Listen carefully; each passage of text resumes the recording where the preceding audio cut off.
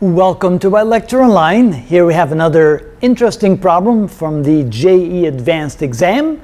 It deals with mechanics in physics and specifically the Doppler shift. So the problem reads as follows.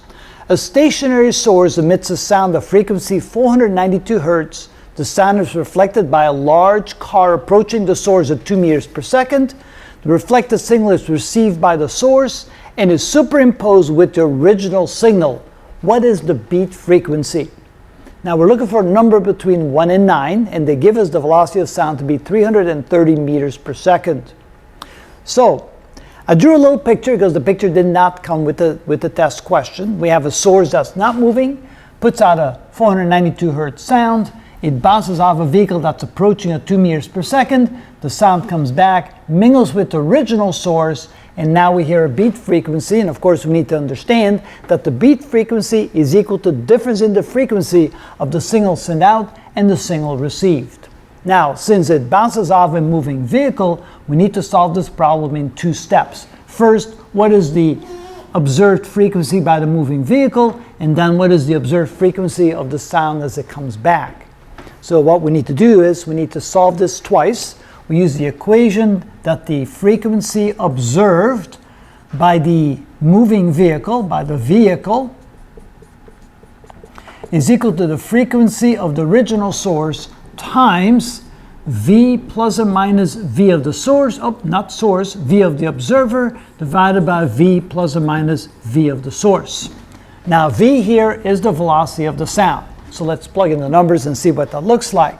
So this is equal to 492 Hertz multiplied times 330 plus the velocity of the observer, well, plus or minus, so let's put 330 down here, plus or minus 2, that's the velocity of the observer, divided by 330 plus 0 because the source is not moving on the first part. Now, is this a plus or a minus? Now, since the observer is moving towards the source, the observer is going to hear a higher frequency, which means we need a positive in the numerator. That's how we decide what the sign needs to be, simply by realizing that the observer is going to hear a higher frequency, so this must be a plus. So that means that this is equal to 492 Hertz times 332, oh, this should be 330, I don't know why I put 3 threes on there, divided by 330. There we go. Now, that's going to become the frequency of the source here. Now it's going to be sent over to the observer over here. So the frequency of the observer, of the stationary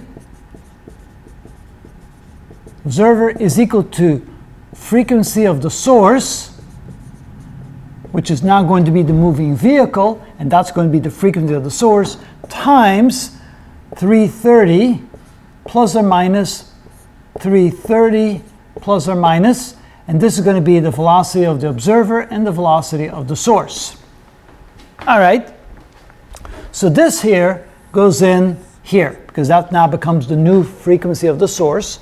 So frequency observed by the stationary observer is going to be equal to 492 Hertz times the ratio of 332 divided by 330 times, here we get 330 plus or minus the velocity of the observer. Now the observer is not moving, so we just get 330 in the numerator, divided by 330 plus or minus the velocity of the source. That's 330, and the source is moving at 2 meters per second. But what sign do we need here?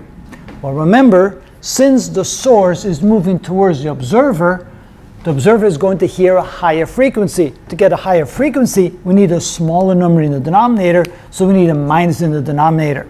So this becomes 492 Hertz times 332 divided by 330 times 330 divided by 328. And notice the 330s cancel out, and so we have to multiply 332 divided by 328 times 492 Hertz. Now, we probably don't need to multiply this, so let's try this. Frequency observed is equal to 492 Hertz times the ratio of 332 divided by 328. Notice that the delta here is 4, and so it's slightly over 1%. I would say that this ratio is about, if we want to replace that, this would be about 1.4 divided by that. That would be about 1.012 or 3. 2 or 3, something like that. Let's make it 2 because that may be close enough.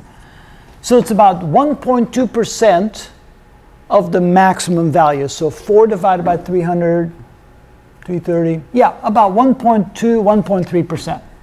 So you can do a quick estimation of how much difference that is. 4 divided by 328 is approximately equal to about 1.3%.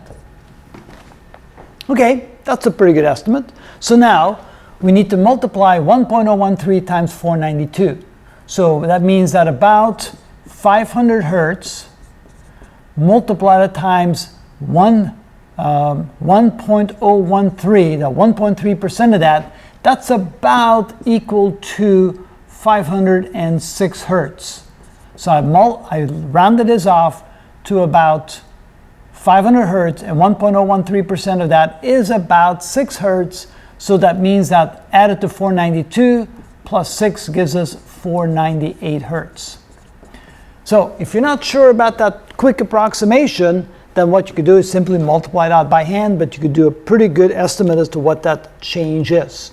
All right, if we add 6 hertz to that, that means we're going to have n equals 6, which means that then we're going to hear 6 beats. And that's probably the quickest, fastest way to approximate how many beats we're going to hear. Again, if you're not sure if you end up with 5 or 6 or 7, you may want to quickly multiply these numbers out by hand just to get a feel for it. But I think 1.3% difference is about the right estimate. 1.3% of this is roughly 6 beats rounded off, or 6 hertz rounded off. And that's how you find the answer. And that is how it's done. Wow, no calculator on the test. That's tricky. That's a lot of extra work without being able to use a calculator. And that's how it is.